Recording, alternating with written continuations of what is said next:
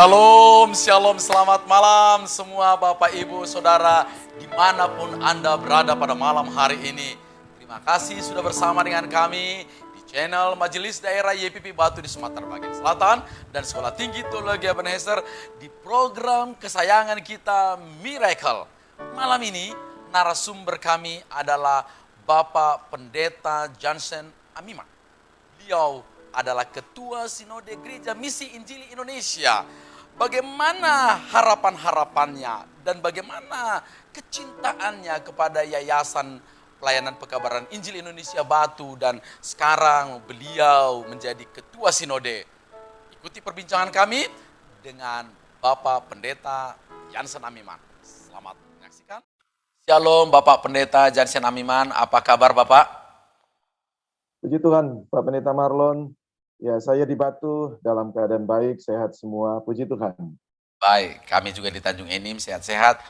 Kami semua staf pembina, karyawan semua sudah vaksin yang kedua. Bagaimana dengan Batu, Bapak? Ya, sama.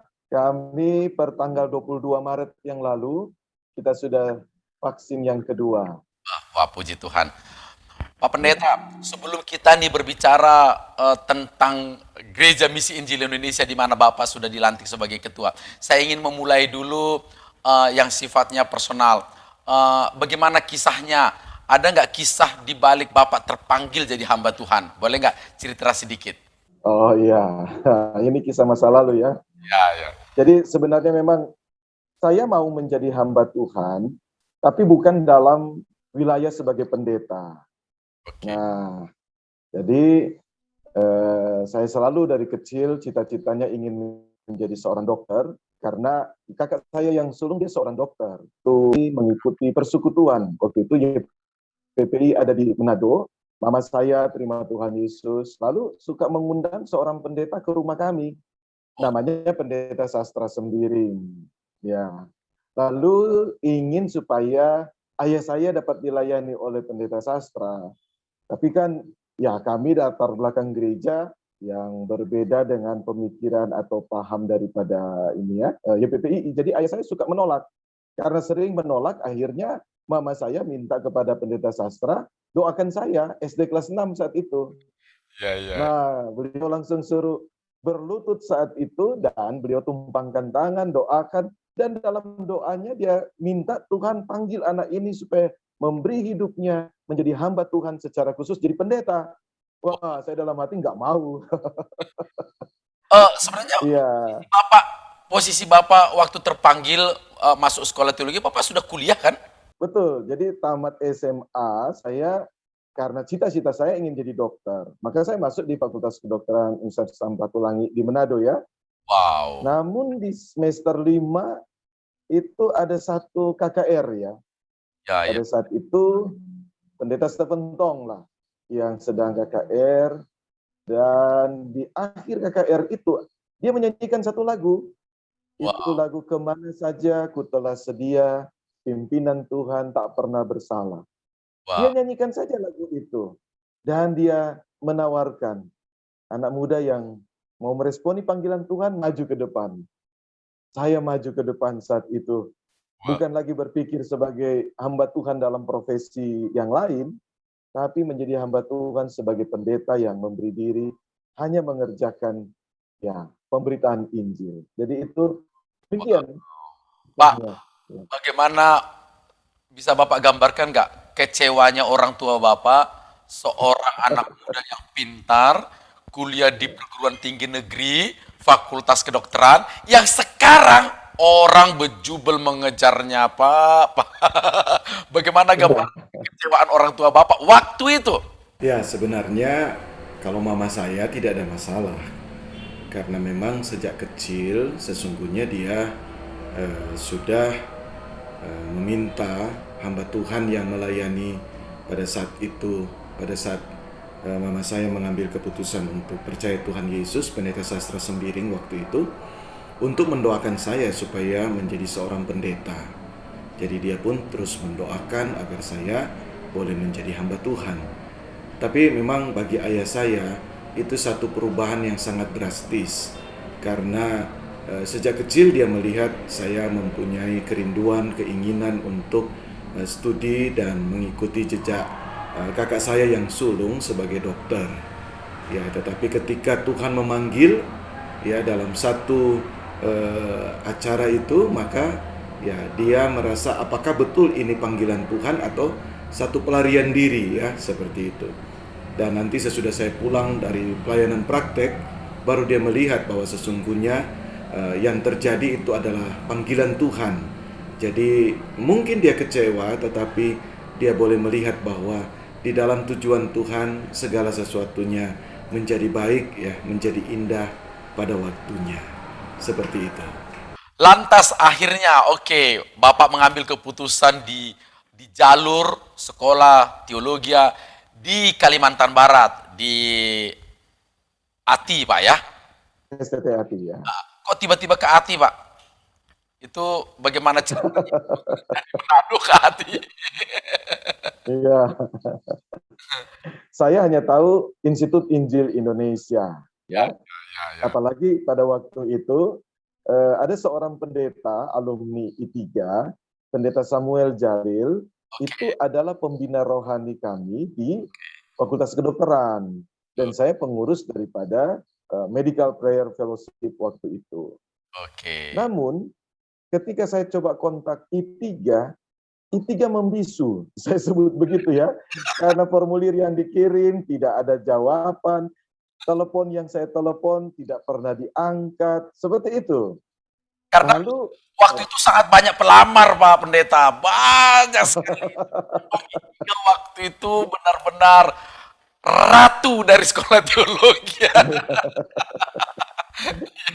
jadi saya tidak ditanggapi mungkin seperti itu, tapi Pendeta Samuel Jalil katakan, untuk kamu tidak cocok ke I3. Menurut dia bilang, saya alumni I3. Untuk kamu, menurut saya cocoknya itu di STT Ati, di Anjungan, Kalimantan Barat. Saya tanya, mengapa begitu?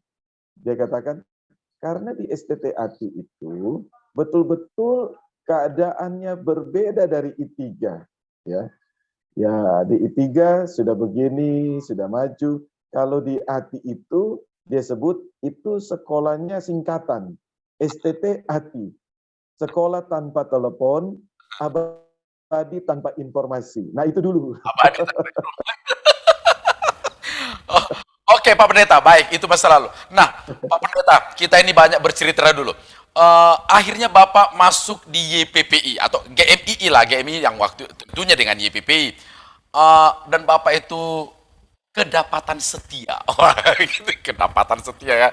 Bapak itu setia di YPPI, GMII. Pak, apa yang membuat Bapak itu cinta pada YPPI, GMII? Ya, latar belakang pertobatan saya karena pelayanan YPPII. Oke. Ya, saya ambil keputusan menerima Tuhan Yesus dalam satu KKR yang pengkhotbahnya Pendeta Pontius Takaliwang. Wow. Ya. Tapi saya masih SMP, jadi waktu itu tidak dilayani secara pribadi. Saya kelewatan begitu ya. Nanti Pendeta Samuel Jalil lah yang banyak berperan membimbing saya di dalam pertumbuhan rohani dan melayani saya. Nah, masuk ke STT Ati, saya memang menemukan apa yang saya rasakan itu tepat, yaitu pelayanan penginjilan.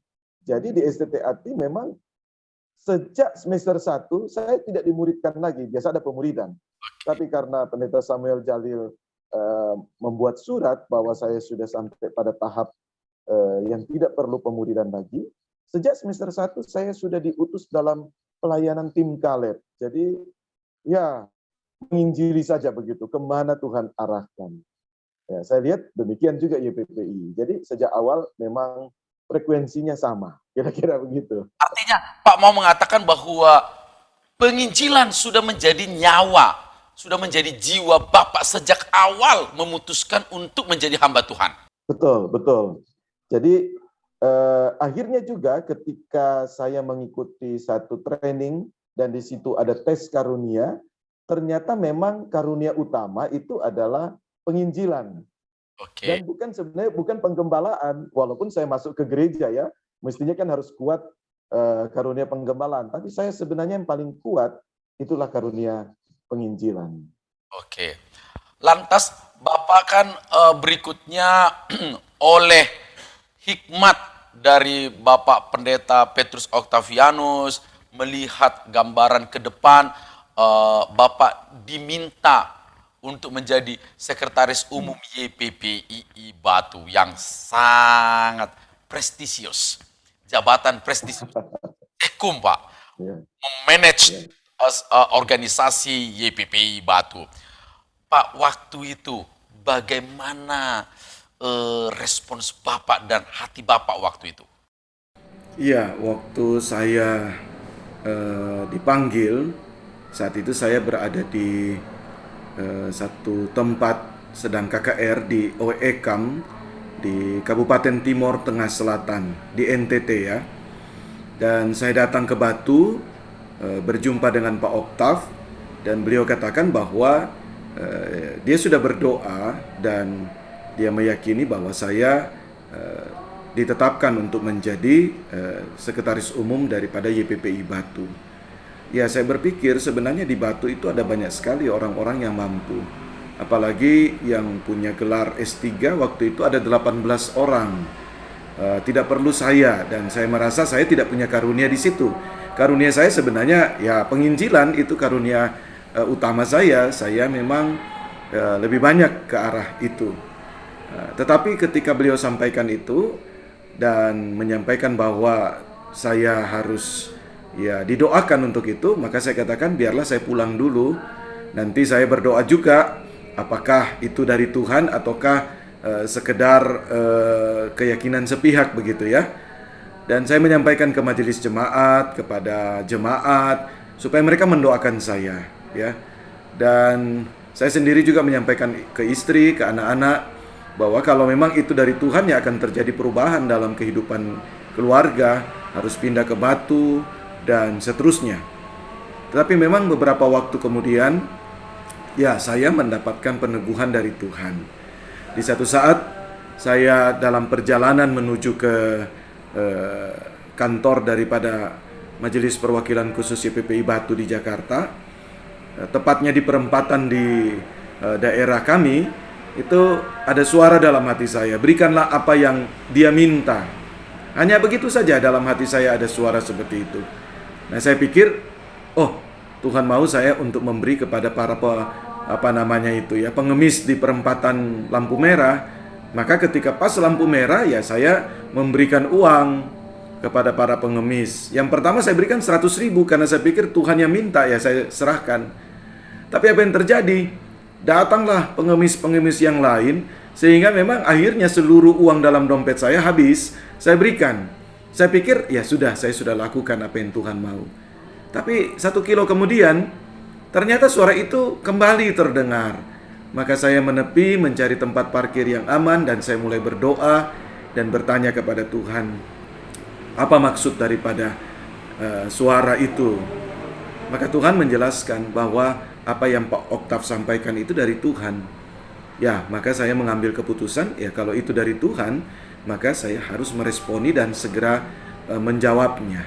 Maka memang saya banyak kekurangan, karunia saya bukan dalam bidang itu, tetapi saya mentaati saja apa yang Tuhan nyatakan untuk saya kerjakan. Sebab memang kemampuan hanya datangnya daripada Tuhan, dan setiap kita kalau kita mau melayani Tuhan ya hanya dapat mengandalkan Tuhan saja di dalam semua apa yang akan kita kerjakan. Finally, kita berbicara yang menjadi inti daripada perbincangan kita hari ini mengenai GMII, Gereja Misi Ya. Indonesia, yang 2 bulan lalu Bapak sudah ditetapkan menjadi Ketua Sinode Gereja Misi Injili Indonesia. Wow, ini top. Artinya Bapak sudah yang tertinggi dalam organisasi gereja. Apa perasaan Bapak waktu Bapak ditetapkan menjadi Ketua Sinode GMII? Ya, sebenarnya saya merasa biasa saja, bukan karena saya sudah berpengalaman di dalam kepemimpinan, bukan. Tetapi saya selalu memandang bahwa kalau Tuhan berkenan atau mengizinkan sesuatu terjadi, maka pasti ada tujuan Tuhan di dalamnya. Jadi saya menganggap bahwa ini adalah penugasan. Tuhan memberikan saya satu tugas untuk saya kerjakan supaya saya dapat melakukan sesuatu bagi kemajuan kerajaan Allah di dalam dan melalui Gereja Misi Injili Indonesia. Ya memang jujur ini sesuatu yang cukup berat karena saya sudah cukup lama tidak menggembalakan jemaat. Sejak saya menjadi sekretaris umum YPPI Batu, maka saya sudah tidak lagi terlibat di dalam hal-hal yang sifatnya pastoral leadership, ya, kepemimpinan di dalam pelayanan, dalam penggembalaan dan seterusnya. Saya secara pribadi merasa bahwa ini sesuatu yang menjadi tantangan. Betul, saya pernah menjadi pengurus sinode, tetapi belum pernah mengemban tugas sebagai seorang ketua umum dari sinode. Maka ini sesuatu hal yang bagi saya tidak mudah. Jadi saya merasa biasa bahwa ini adalah tugas, tetapi di satu sisi lain juga merasa bahwa ya ada hal-hal yang harus dipikul, tanggung jawab yang besar dan juga mungkin ya akan terasa berat pada waktunya. Kira-kira seperti itulah situasi pada saat saya menerima tanggung jawab ini. Kalau saya tanya, Bapak mau bawa kemana ini GMII? Iya. Bapak mau bawa kemana GMII? Yang pertama memang saya 13 tahun menjadi pendeta jemaat sebelumnya, ya. Maka dahulu saya pribadi sudah mempunyai gambaran tentang gereja. Oke. Ya, saya sebut dalam 4 hal. Gereja, ya, eklesia, orang yang dipanggil keluar dari kegelapan datang kepada terang Allah, kan? Berarti yang pertama, gereja ini harus menjadi wadah di mana orang-orang yang dalam kegelapan itu berjumpa dengan Allah. Kemudian gereja ini dia memiliki ciri misioner. Jadi memang harus pergi beritakan Injil. Nah, di dalam gerak langkahnya dia bersifat injili. Injili itu adalah ya gerak langkahnya. Ya, jadi dia dengan dasar daripada Injil Yesus Kristus. Alkitab itu saja. Lalu Indonesia, gereja ini harus menjadi berkat untuk bangsa ini. Maka dia harus dalam segala bidang dari kehidupan jemaat harus ditolong. Entah pendidikan, entah kesehatan, entah apapun. Untuk dapat memberkati Indonesia. Maka ketika disampaikan keputusan saya menjadi ketua sinode GMII, yang saya pikirkan cuma satu. Bahwa gereja ini harus dibawa untuk menjadi berkat bagi Indonesia. Kira-kira begitu, Pak. Tapi kan nampaknya tidak semudah dalam cara berpikir kita dan Bapak tentunya secara pribadi dalam hal ini. Karena bukan rahasia umum lagi tentunya bahwa ada semacam ketegangan di tubuh gereja yang bernama GMII. Bagaimana Bapak menyikapi ini, Pak? Ini ya ini terbuka, ini pembicaraan terbuka. Bagaimana Bapak? Bolehkah melalui channel ini, bagaimana Bapak melihat persoalan ini? Ya, sesungguhnya saya juga memang ya terlibat di dalam situasi dan keadaan gereja ini pada saat terjadinya perpecahan pada tahun 2010. Saat itu memang saya salah satu pengurus sinode, walaupun saya bukan di ring 1 ya, saya ketua departemen saat itu. Dan saya sangat paham perjalanan daripada sinode itu sampai terjadi perpecahan. Nah, tetapi bagi saya tidak menganggap bahwa perbedaan-perbedaan itu menjadi sesuatu yang menegangkan. Ya, saya memandang oke lah, setiap orang mempunyai pemikiran dan prinsip atau cara. Yang penting itu dilakukan dengan cara-cara yang benar juga. Jadi ya, saya secara pribadi mengambil keputusan awalnya adalah memandang kepada sejarah daripada gereja ini. Ya, sejarah gereja ini lahir daripada YPPII. YPPI yang mendirikan gereja ini. Sehingga memang sejak awal para pendiri gereja sampai zaman saya tahun 2010 menjadi juga pengurus sinode, saat itu yang ada adalah ya kami sebut sebagai kesenafasan, di mana memang hubungan antara GMI dan YPPI itu adalah hubungan yang sangat erat. Namun ya ada yang memang ingin melepaskan GMI daripada YPPI Batu. Nah, itu yang terjadi. Tapi bagi saya bahwa kondisi sekarang kalau mau disebut tegang, ya untuk apa tegang? Karena bagi saya yang utama adalah biarlah kita melayani sesungguh-sungguhnya dan membawa sebanyak mungkin orang untuk mengalami keselamatan di dalam Tuhan Yesus. Itu saja. Jadi saya tidak terlalu merasa harus meresponi berlebihan atau merasa harus memikirkan dengan keras bagaimana gereja ini ke depannya dalam hal masalah-masalah yang sedang terjadi. Toh, kalau kita melayani dengan sungguh-sungguh, maka Tuhan sendiri yang akan menolong kita di dalam segala situasi, kondisi, keadaan yang mungkin akan kita hadapi. Ya, saya kira ya kondisi saya seperti itu saat ini. Sebelum konflik ini muncul ke permukaan, bahwa sebenarnya keputusan sudah ada bahwa gereja yang bernama GMII yang lahir, yang dibidani oleh YPP ini tetap akan bersama-sama dengan YPP. Begitu keputusan awal. Betul. Saya jadi pembicara untuk masa depan GMII, ya, panitia ad hoc dalam bidang itu, saya ketuanya. Jadi ketika saya sampaikan hasil-hasil rapat panitia ad hoc kepada pleno menyetujui semuanya sehingga ketok palu. Tapi sayang, ternyata isinya berbeda. Jadi yang saya tanda tangani itu hanya lembar di depan, ya, dari hasil persidangan, karena saya tanda tangan juga. Wow. Begitu. Bapak setelah akhirnya mungkin 1 bulan, 2 bulan, Bapak apakah tahu bagaimana alur sungai itu akhirnya kemana? Apakah tadi ke kanan? Apakah layak kita bercerita alur sungai itu akhirnya mengarah kemana? Bapak tahu cerita itu? Ya, saya percaya memang gereja pasti arahnya kepada tujuan dan rencana Allah. Jadi, walaupun ada banyak lika-likunya, pastilah menuju kepada tujuan yang Tuhan rencanakan. Yang penting, ya, saya sebagai pribadi harus terus-menerus memiliki satu hubungan yang dekat dengan Tuhan, belajar mendengarkan Dia melalui firman-Nya, melalui persekutuan pribadi dengannya, sehingga akhirnya saya bisa mengerti apa yang Tuhan mau.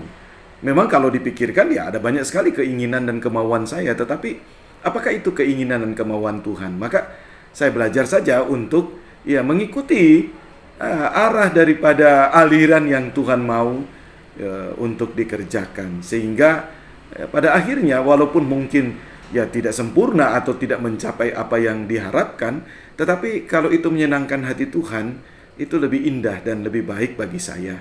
Dan saya percaya itu juga akan lebih baik bagi semua ya para pendeta, majelis dan juga jemaat Tuhan yang dilayani. Saya pergi ke Kalimantan Barat di Kabupaten Ketapang, Kecamatan Kenawangan, dalam penginjilan di sana. Saya bawa semua ijazah saya dan saya hanyutkan di sungai. Karena bagi saya melepaskan semua itu hanya untuk satu tujuan. Misi kerajaan Allah harus saya genapi karena itu panggilan satu-satunya dalam hidup saya. Jadi demikian, Pak Pendeta. Jadi saya tidak terlalu terlibat untuk berkonflik. Oke. Apakah Bapak katakan sampai merobek ijazah itu kan apa namanya? Kalau orang melihat itu kayak drama Korea, Pak, kan gitu ya. Merobek ijazah. Bapak marah dengan peristiwa konflik itu atau apa? Kenapa tiba-tiba ijazah itu kan memang hanya lembar, Pak, memang hanya kertas begitu ya. Tapi itu kan legalitas. Kenapa sampai Bapak kepada poin? Apa kecewa Bapak dengan peristiwa konflik gereja itu? Ya, pertama saya tidak robek, tapi saya hanyutkan di sungai. Nah, itu di daerah Kalimantan ya, di Kabupaten Ketapang, di daerah Jelai ya, Sungai Jelai itu. Jadi saya berpikir bahwa saya mau melayani Tuhan aja dengan hati yang tulus. Jadi tidak ada embel-embel yang lain. Betul, itu legalitas. Tetapi dalam pelayanan sesungguhnya legalitas itu datangnya dari Tuhan. Oke, dunia atau institusi memberikan kepada kita satu tanda ya legalitasnya. Tetapi bagi saya secara hati nurani, kalau Tuhan menganggap kita layak, ya memang itulah legalitas yang daripada Tuhan. Ya, saya bukan kecewa, tetapi saya menganggap bahwa permasalahan-permasalahan yang terjadi di gereja pada saat itu karena kesalahan para pendeta. Ya, dapat saya katakan itu dosa para pendeta.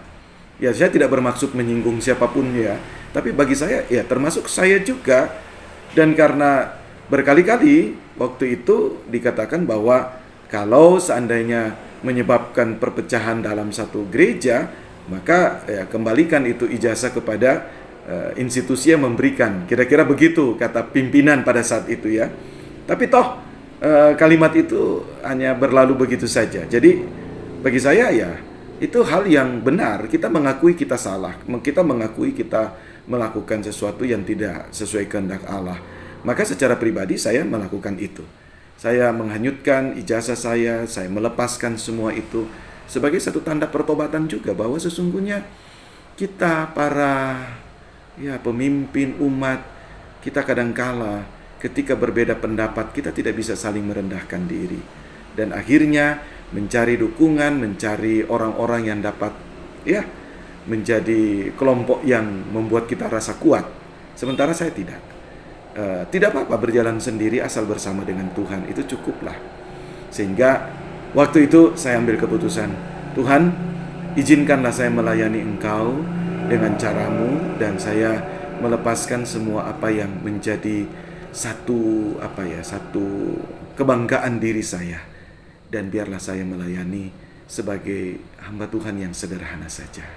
Tapi kenapa akhirnya Bapak nggak tinggalkan aja GMII? Kan begitu ya? Ya sudah, Bapak mencari organisasi lain kalau memang. Kenapa harus menghanyutkan ijazah? Kan sudah capek-capek juga Bapak sekolah begitu, dalam tanda kutip pertanyaan. Kenapa Bapak nggak pindah ke organisasi lain?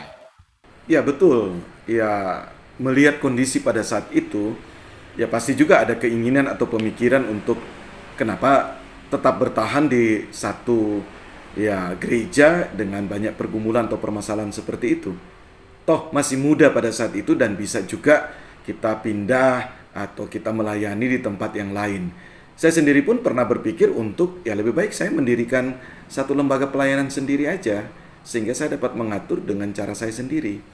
Tetapi ada satu hal yang membuat saya tetap pada panggilan, yaitu pada saat saya ditabiskan sebagai pendeta jemaat, saya sudah mempunyai satu janji kepada diri saya sendiri, bahwa saya harus tetap menggembalakan umat Tuhan dan di dalam gereja yang saat ini mentabiskan saya sebagai seorang pendeta.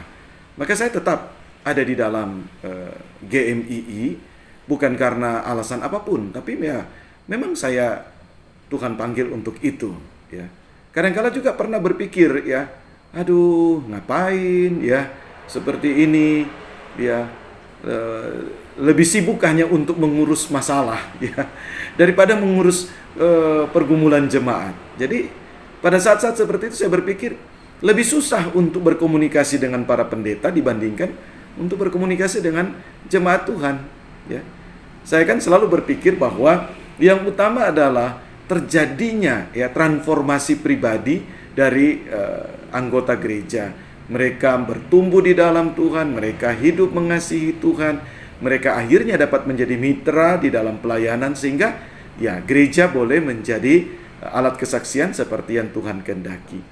Jadi bagi saya yang Tuhan percayakan itu harus tetap saya kerjakan. Apalagi pada saat itu memang sebagian jemaat yang dahulu dilayani, mereka dari latar belakangnya bertobat terima Tuhan Yesus, mereka mengharapkan agar saya tetap untuk melayani mereka dan bersama-sama di dalam pertumbuhan, sehingga mereka juga dapat melayani Tuhan. Puji Tuhan, dalam kesetiaan itu walaupun masalah demi masalah datang, tetapi gereja bertumbuh justru. Ya, alasannya kan sederhana, karena ya mereka boleh melihat bahwa kita melayani bukan karena apapun, bukan karena harus tempat yang enak atau tidak, tapi melayani itu karena Tuhan yang memanggil kita untuk mengerjakan apa yang Tuhan percayakan di satu wadah, satu tempat yang Tuhan kehendaki. Begitu dramatis. Memang nampaknya Bapak begitu strong karakternya ya. Eh, Pokoknya hanya di GMI. Nah, kemudian Bapak melihat, kita kembali kepada konflik yang lama, yang begitu berat di hati Bapak. Apakah itu yang membuat Bapak akhirnya tetap di GMI yang sesuai keputusan pleno di awal, yaitu GMI bersama dengan YPPI akan tetap berjuang memberitakan Injil. Apakah itu yang membuat Bapak akan tetap di jalur ini? Iya, betul. Saya melihat bahwa GMII dari sejarah awal itu dilahirkan oleh PPII, ya. Dan GMII yang dilahirkan oleh YPPI itu dia disebut senafas, artinya memiliki hubungan yang sangat erat. Jadi saya tetap bersama dengan GMI yang bersama YPPI itu. Adapun mungkin ada yang meninggalkan YPPI dalam hubungan itu, ya tidak masalah. Hanya kan jangan sampai meninggalkan itu dengan kebencian dan sebagainya. Bagi saya itu bukanlah ciri murid Kristus, ya. Karena kan firman Allah katakan bahwa dunia akan mengenal kita karena kita saling mengasihi. Dunia akan tahu bahwa kita murid Kristus karena kita saling mengasihi. Jadi bagi saya orang meninggalkan satu pelayanan gereja dan sebagainya, ya itu boleh, karena bisa jadi ada panggilan Tuhan yang khusus kan untuk itu. Ya, tapi memang ketika saya praktek 1 tahun, mentor saya Pendeta Atsumi, dia banyak sekali mengajarkan saya tentang prinsip melayani di satu tempat. Dia selalu katakan, kalau ada satu tanaman, baru 1 minggu di pot itu dicabut, dipindahkan ke pot yang lain, baru 1 minggu dipindahkan lagi ke pot lain, dia katakan pasti itu akan mati, ya pasti akan mati. Itu. Kita kembali ke peristiwa Bapak menghanyutkan ijazah. Ijazah yang sudah dimasukkan sebagai tanda Bapak bahwa Bapak adalah anggota yang sah melayani di GMII. Waktu Bapak menghanyutkan ijazah itu, apakah serta-merta Bapak juga benci dengan orang-orang yang menurut Bapak katakan tadi, kok nggak sama keputusan hasil pleno dengan yang berikutnya? Bapak itu marah dengan mereka dan pelampiasannya menghanyutkan ijazah. Apakah demikian cara berpikir saya itu? Apakah begitu? Sebenarnya bukan itu. Saya hanya mengekspresikan tentang satu perkataan yang menurut saya benar. Oke. Apa itu? Apa itu? Nah, 1 tahun sebelum persidangan itu, pimpinan sinode pada saat itu yang tertinggi berkali-kali katakan bahwa profesornya pada saat dia di wisuda program S3, profesornya katakan begini, sekali-kali jangan kamu membuat terjadinya perpecahan tubuh Kristus, yaitu gereja. Kalau sampai terjadi seperti itu, maka ijazahmu harus dikembalikan ke sekolah yang mewisuda kamu. Wow. Nah, saya pikir itu betul. Para dosen yang mewisuda kita itu mau kita ini betul-betul hanya menjadi alat Tuhan yang membawa damai sejahtera. Maka ketika saya tahu terjadi perpecahan dan semuanya biasa-biasa saja, ya saya menggenapi aja kalimat itu. Saya yakin perpecahan itu adalah dosa para pendeta. Sehingga sebagai wujud daripada saya mau mengatakan, Tuhan, kami ini berdosa, adalah ya saya menghanyutkan ijazah itu hanya untuk sebagai tanda pertobatan saya di hadapan Tuhan. Jadi sebenarnya hanya seperti itu saja. Yang waktu itu ketua sinode waktu itu yang menurut Bapak melakukan, tapi Bapak yang mengekspresikan begitu ya. Nah ini sesuatu yang apa namanya ini dramatis dalam tanda petik, bukan negatif. Pak, saya mau tanyakan lagi. Lantas kan GMII sekarang yang Bapak pimpin ini masih punya modal nggak Pak untuk dikembangkan? Ya, kalau ditanya apakah masih punya modal ya untuk dikembangkan, ya sesungguhnya kalau kita melihat sejarah daripada pertumbuhan gereja mula-mula, ya nampaknya tidak ada modal ya. Apa modalnya? Ya kekuatan politik tidak ada, kekuatan ekonomi tidak ada, ya. Gereja mula-mula seolah-olah tidak ada kekuatan apapun. Tidak ada modal untuk mengembangkan gereja pada saat itu. Tetapi kita lihat ternyata itu berkembang sampai sekarang, sehingga saya pun menjadi orang percaya karena ada satu tongkat estafet pemberitaan dari zaman ke zaman sampai pada zaman kita. Maka saya percaya bahwa gereja itu modal utamanya adalah kalau dia melaksanakan apa yang menjadi kehendak dan tujuan Tuhan, ya. Apalagi secara jujur saya katakan bahwa saya memiliki para pendeta yang luar biasa. Mengapa saya katakan mereka luar biasa? Karena sesungguhnya mereka melayani dengan hati yang tulus, bukan karena apapun, tetapi karena mereka meyakini Allah memanggil mereka menggembalakan umat Tuhan, melakukan penginjilan, mewartakan kabar baik, melakukan kegiatan-kegiatan sosial supaya banyak orang boleh mengenal kasih Tuhan.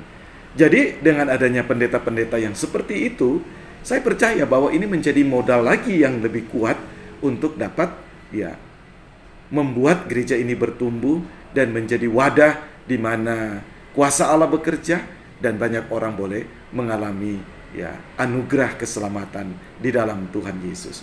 Jadi modalnya adalah Allah sendiri. Kalau bagi saya modalnya adalah Allah sendiri. Ya, kita bulan April yang lalu kita sudah sama-sama memperingati tentang kebangkitan Tuhan Yesus, ya. Dan di bulan Mei kita sama-sama memperingati tentang kenaikan Tuhan Yesus serta pencurahan Roh Kudus. Nah, kita memperhatikan pada saat Yesus naik ke sorga, dia memberikan amanat agung. Maka gereja yang melakukan amanat agung pasti itulah gereja yang dapat bertumbuh. Ya, karena apa? Karena yang membuat kita dapat mampu lakukan itu Roh Kudus sendiri. Tetapi yang mau melakukan itulah yang diberikan kuasa Roh Kudus Allah. Jadi modalnya Allah sendiri. Modalnya Tuhan sendiri, ya. Saya percaya itu. Ini kan modalnya Bapak katakanlah, Bapak confidence mengatakan bahwa sekarang pendeta-pendeta di jajaran GMI yang Bapak pimpin ini punya modal besar, itulah kecintaan pada pemberitaan Injil dan bla bla bla bla. Tapi kan mereka itu di lapangan juga berkutat dengan persoalan legalitas. Gimana Bapak menyikapi persoalan ini? Bapak perlu sampaikan secara terbuka ini. Karena di daerah itu bagaimana legalitas saya? Cinta itu pun perlu ada tempat, Pak. Cinta itu pun perlu ada tempat. Harus ada bukti ya. Wadah itu ambiar, Pak, cintanya, Pak.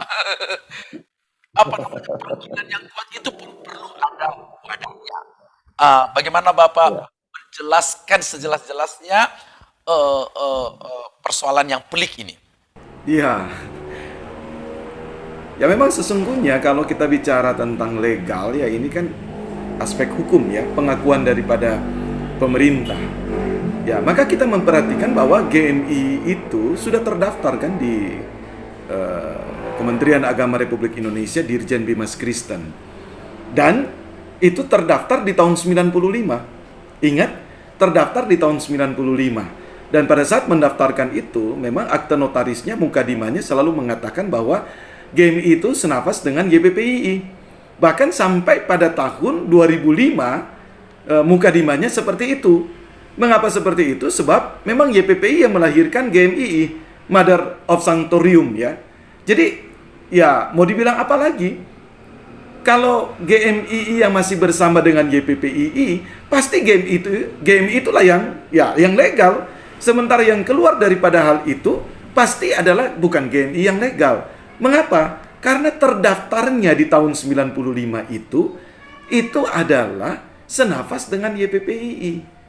Nah, jadi bagi rekan-rekan pendeta GMI dimanapun berada, ingat baik-baik bahwa di dalam kop surat masing-masing gereja kita, itu kan ada bagian terdaftar di Kementerian Agama Republik Indonesia Dirjen Bimas Kristen. Itu ada nomornya tahun 95. Nah, itu berbicara bukan GMI yang lain. GMI yang senafas dengan YPPII. Maka kalau ada GMI yang bukan senafas YPPII lalu mengatakan mereka legal berdasarkan juga nomor dan tahun yang sama, itu salah. Sebab itu tidak merujuk kepada GMI yang lain. Itu merujuk kepada GMII yang senafas dengan YPPI Batu. Ya, jadi ya kita harus mengakui itu. Harus mengakui itu. Dan pun kalau ada GMI yang lain, kita kan akan tanya, kapan mereka lahir? Ya, di mana mereka dilahirkan? Lalu, ya akte notaris pendiriannya itu bagaimana mukadimahnya? Kenapa sekarang sudah berubah? Itu berarti memang ada upaya-upaya keluar daripada keputusan yang sudah dibuat. Nah, kalau begitu, dapatkah itu disebut legal? Ya, mungkin ada yang berpikir, nanti kita buktikan aja melalui pengakuan pemerintah. Ya, bisa saja. Dan kita akan bisa memberikan bukti-bukti ya yang sah daripada perjalanan sejarah gereja ini. Jadi, saya secara pribadi tidak khawatir karena ini legal, ya. Sejarahnya jelas. Kan berputar-putar di situ aja. Selalu kan dikatakan bahwa gereja yang mendirikan yayasan. Betul. Pada zaman yang lalu tidak seperti itu. Justru sebaliknya, yayasan YPPI Batu itu yang mendirikan gereja GMII. Dan memang selalu YPPI Batu itu kan selalu sesuatu ya lembaga yang ya dapat saya katakan itu pelopor. Jadi yang lain belum lakukan, dia lakukan itu. Tidak apa-apa, dia menjadi berbeda. Tetapi perbedaan itu mau menunjukkan bahwa ya lembaga itu mempunyai satu terobosan-terobosan di dalam perjalanan pelayanan yang Tuhan percayakan. Nah, jangan diputarbalikkan sejarahnya, ya. Jadi GMI tidak pernah melahirkan yayasan YPPII, tidak. YPPI Batu itulah yang melahirkan GMII. Itulah yang sah, itulah yang legal. Ya, seperti itu.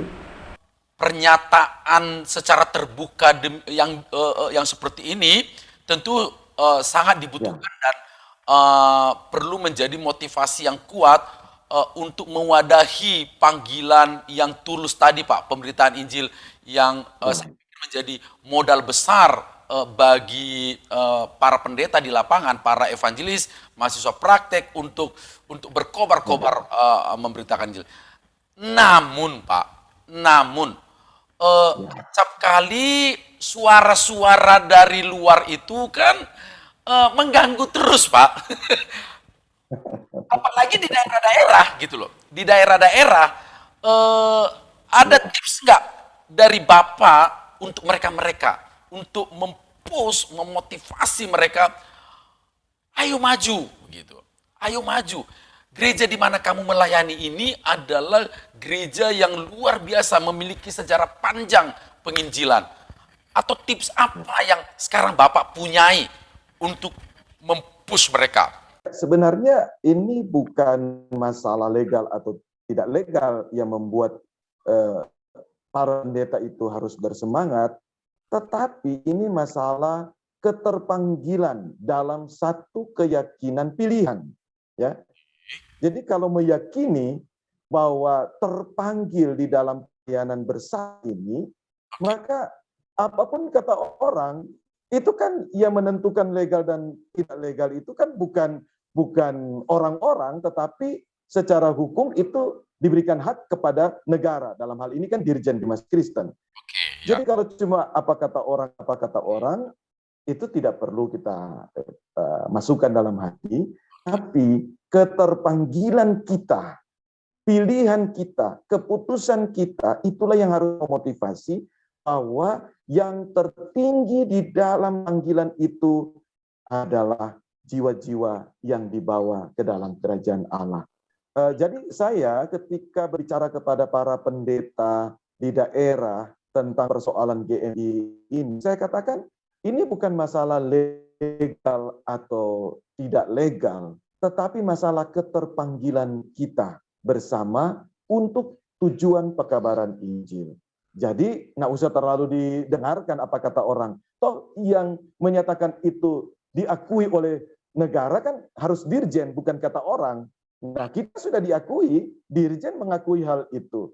Kita diterima, akte notaris kita sudah diterima, kita diberikan bukti. Ya, jadi nggak usahlah kita terlalu repot di bagian-bagian itu ya. Ya, karena pasti semua orang akan mengatakan kecap yang dijualnya kan nomor 1. Ya. Oke, Pak Pendeta.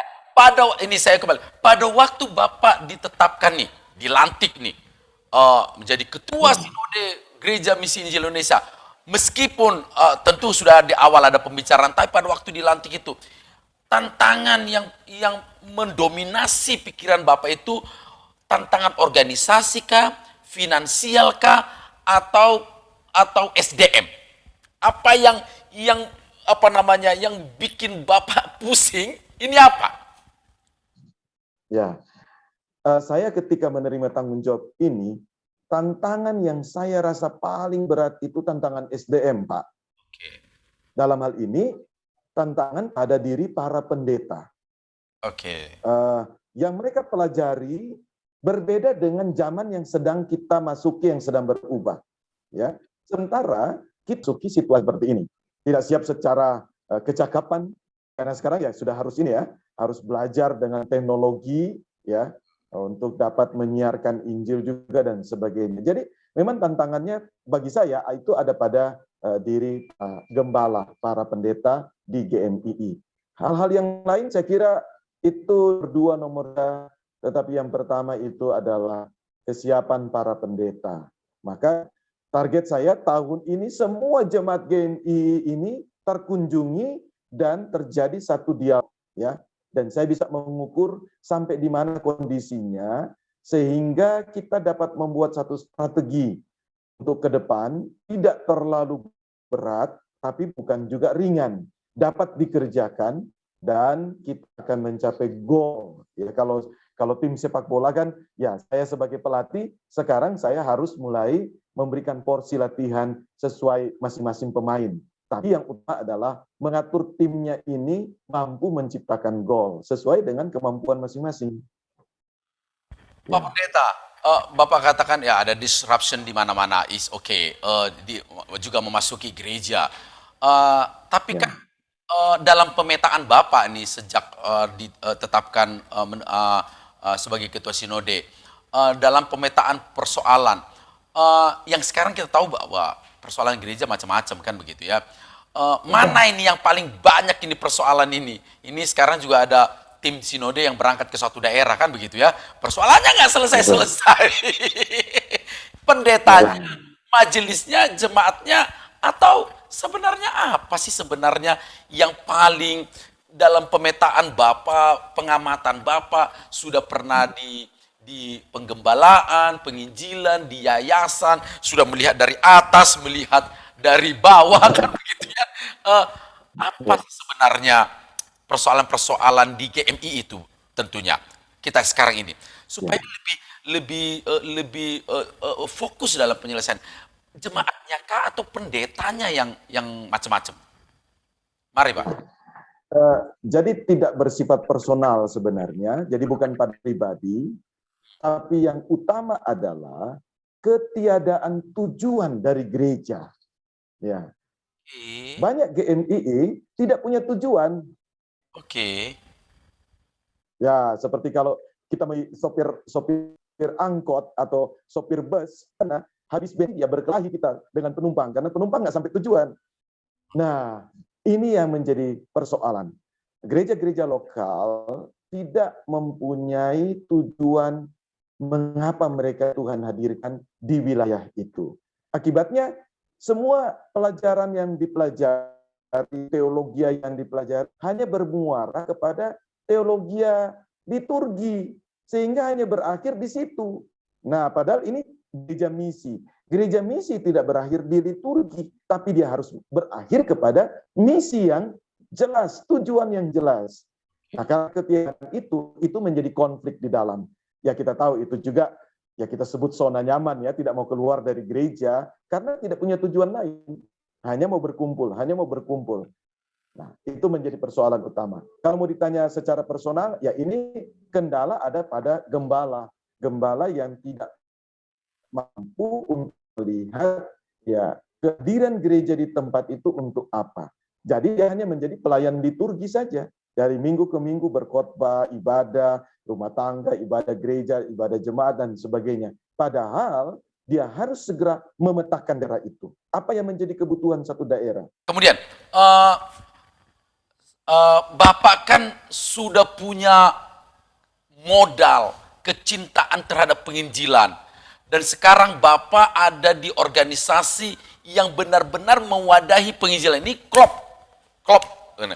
Nah, apa strategi Bapak nih yang boleh Bapak bukakan di sini jangka mungkin singkat saja, dalam waktu dekat ini tadi Bapak katakan Bapak akan menyelesaikan perkunjungan ke semua tempat. Kemudian apa sih target Bapak untuk GMI ini? Apa? Mau mengembangkan pelayanan penginjilan atau mempush dulu para pendetanya, atau apa kira-kira target-target yang Bapak sedang impikan? Ya, tentu saja target dari gereja itu adalah terjadi pertumbuhan. Dan bagi saya, target ke depan daripada GMII adalah adanya 100 gereja baru yang terbentuk dan menjadi gereja yang kuat pada waktunya nanti.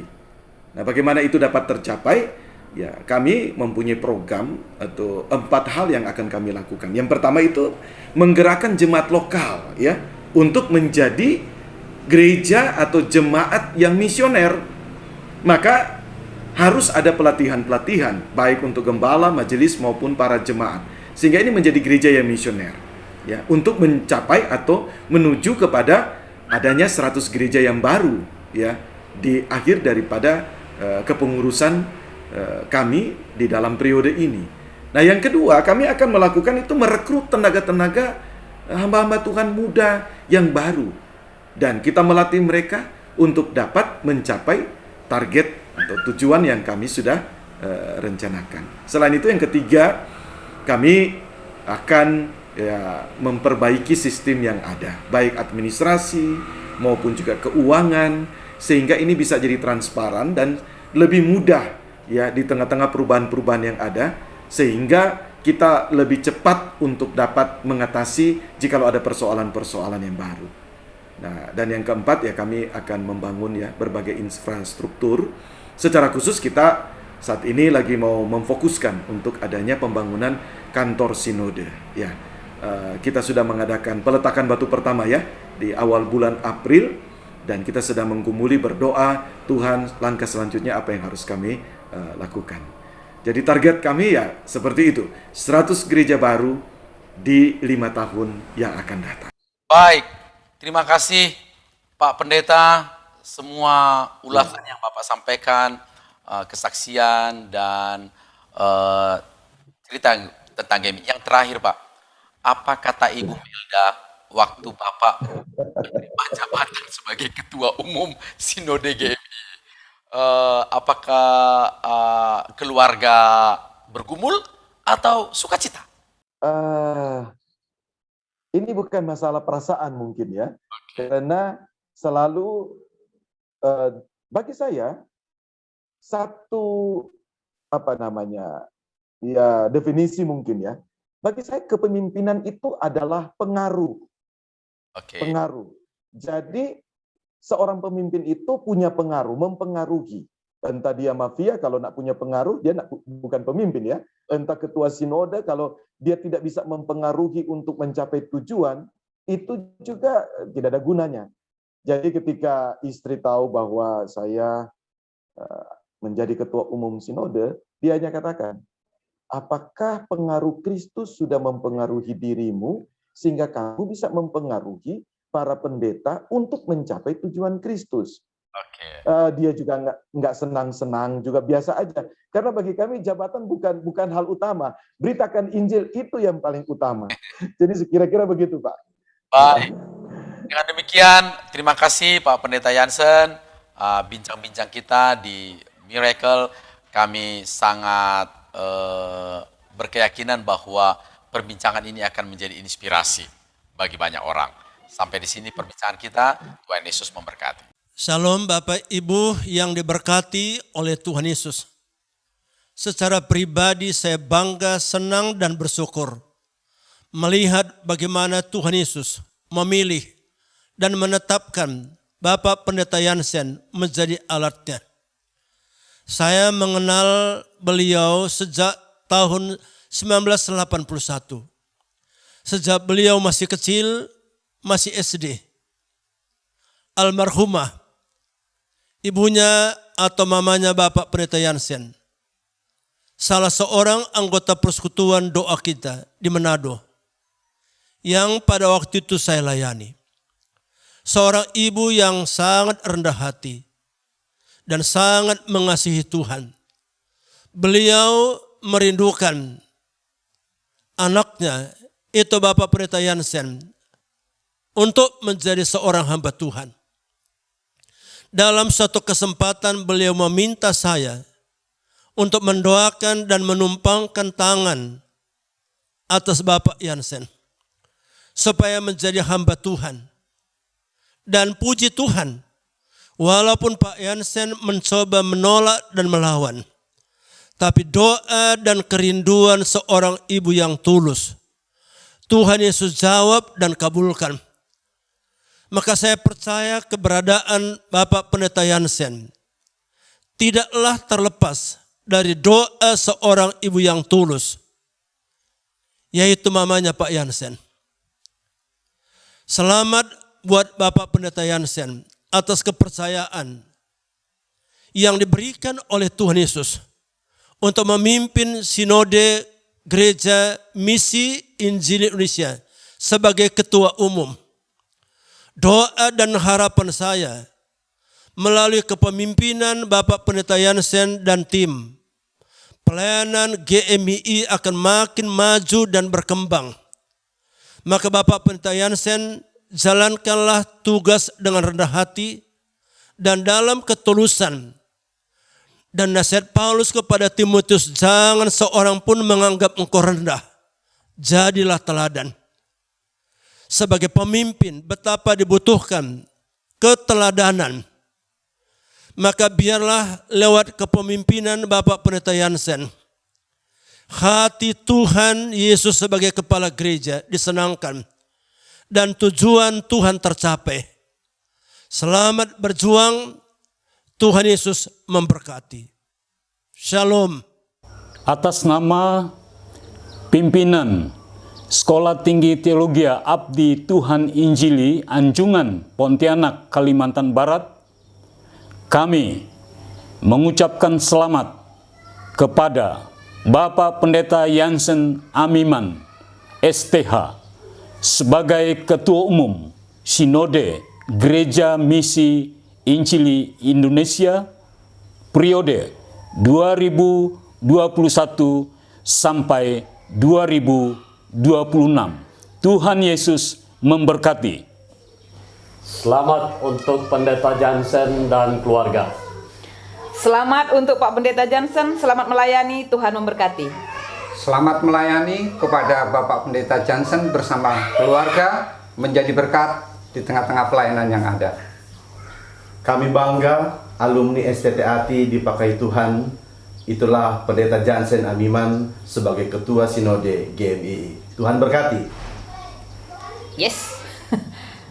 Shalom Bapak Ibu sekalian dikasih Tuhan, saya Pendeta Frediston Sileti dari GMI Philadelphia Balikpapan, Kalimantan Timur, mengucap syukur dan mengucapkan selamat kepada kepengurusan Sinode yang baru diteguhkan, Sinode GMI pada awal Maret lalu.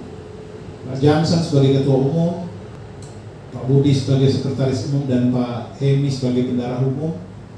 Selamat melayani, Tuhan menolong dan menopang bersama dengan jajaran kepengurusan Sinode GMII. Tuhan menolong memampukan dalam langkah ke depan. Melewati pergumulan, tantangan, rintangan pada masa-masa lampau, tapi bersyukur kalau sampai hari ini pemeliharaan dan pertolongan itu datangnya dari Tuhan. Tidak ada memang perjuangan yang mudah, tapi tidak ada juga perjuangan yang sia-sia. Tuhan menolong, menopang Sinode GMI ke depan. Di seluruh Indonesia, semua jemaat, semua pendeta jemaat dalam pertolongan dan hikmat Tuhan dalam melayaninya. Harapan ke depan tentu saya berharap GMI semakin baik, semakin diberkati Tuhan, dan juga bergandengan tangan dengan Sinode GPIN, dengan IEPPI, menjadi berkat bagi Indonesia, bagi seluruh dunia. Tuhan menolong setiap rencana ke depan, pertumbuhan gereja ke depan, dan setiap pelayanan yang direncanakan ditolong dan dimampukan Tuhan. Selamat melayani kepada kepengurusan Sinode yang baru, juga kepada setiap GMI di seluruh Indonesia, baik setiap hamba Tuhan, setiap jemaat, ditolong dan ditopang Tuhan, khususnya di masa pandemi ini. Tuhan memberkati. Shalom. Bapak, Ibu, dan Saudara yang dikasihi Tuhan Yesus Kristus, saya atas nama pribadi, keluarga, dan juga jemaat GMI Bukit Zaitun Genta 1 Batam mengucapkan selamat atas terpilihnya Pendeta Jerry Jansen Amiman sebagai Ketua Umum Majelis Sinode Gereja Misi Injili Indonesia Senafas YPPI Batu, bersama dengan seluruh jajaran pengurus Sinode periode 2021-2026. Doa dan harapan kita dengan kepengurusan Majelis Sinode yang baru ini akan semakin mengembangkan pelayanan GMI ke depan. Dan kita percaya dengan target dari pengurus Sinode yang baru bahwa akan dalam 5 tahun ini akan melahirkan 100 jemaat yang baru. Saya percaya ini bukan perkara yang mustahil bagi Tuhan. Ketika kita bergandengan tangan bersama, berjuang bersama, melayani bersama, saya percaya tidak ada yang mustahil bagi Tuhan. Karena itu, mari kita sebagai rekan sekerja, sebagai hamba Tuhan yang berada di naungan GMI Senafas YPPI Batu, mari kita berjuang bersama, melangkah bersama, satu visi, satu langkah, bersama dengan Yesus, kita pasti bisa. Terima kasih, Tuhan Yesus memberkati. Shalom, saya Pendeta Lukas Serhiar, Gembala GMI Jemaat Solafide Medan, sekaligus Ketua Departemen Pemuda dan Profesional Muda Gereja Misi Injil Indonesia, mengucapkan selamat atas terpilihnya Pendeta Jansen Amiman sebagai Ketua Sinode Gereja Misi Injil Indonesia periode 2021-2026. Harapan kita bersama di bawah kepemimpinan beliau, GMI semakin maju, semakin mengabarkan Injil sampai ke pelosok-pelosok di Indonesia ini, dan secara khusus memperlengkapi kaum milenial masa kini untuk berdampak di area kehidupan manusia. Doa kita bersama, kiranya hambanya diurapi oleh Tuhan dan memimpin GMI 5 tahun ke depan untuk kemuliaan hormat bagi nama Tuhan. Shalom, Tuhan Yesus memberkati. Shalom, salam GMI maju. Saya Pendeta Samuel Tarigan yang sudah melayani di Gereja Misi Injili Indonesia di bawah naungan Yayasan Pelayanan Pekabaran Injil Indonesia Batu Malang. Saat ini dalam anugerah Tuhan bisa melayani sudah kurang lebih 15 tahun.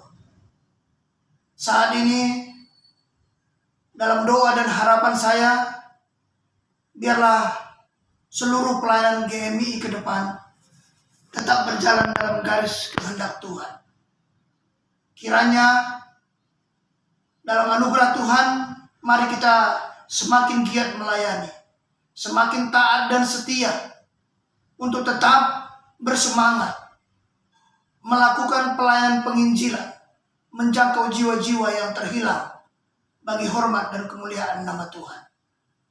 Doa saya, biarlah pelayanan kita GMI ke depan tetap semakin maju untuk mendukung apa yang menjadi visi dan misi bersama untuk terus melayani didasari dengan 5 tiang rohani GMII, melayani dengan kasih, melayani dengan iman, melayani dengan kesucian hidup, melayani dengan persekutuan, dan melayani dengan pengorbanan.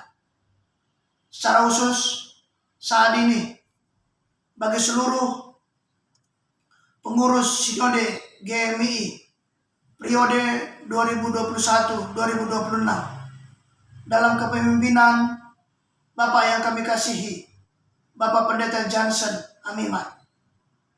Biarlah kiranya apa yang menjadi tujuan bersama dalam memuridkan seluruh jemaat GMII untuk mencapai tujuan yang sangat mulia di tahun 2021, tahun 2026 untuk melahirkan 100 gereja baru. Kiranya itu dapat terlaksana dalam anugerah Tuhan. Besar harapan saya untuk GMII tetap semakin diberkati Tuhan, menjadi berkat untuk hormat dan kemuliaan nama Tuhan Yesus. Amin. Shalom, Tuhan Yesus memberkati. Salam, saya Pendeta Susana Katu, Gembala Jemaat GMII Haleluya Ngabang di Kalbar, bersama segenap majelis dan jemaat mengucapkan selamat kepada Bapak Pendeta Johnson Amima yang telah ditetapkan dalam persidangan Sinode GMII pada bulan Maret 2021 yang lalu sebagai Ketua Umum Sinode GMII periode 2021 sampai 2026.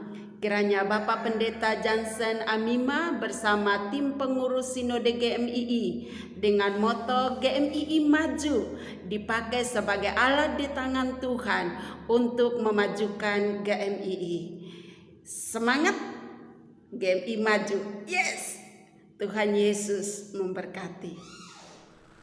Terima kasih untuk semua Bapak Ibu yang telah memberi harapan untuk kemajuan Gereja Misi Injil Indonesia, dan terima kasih untuk Bapak Pendeta Johnson Amimang.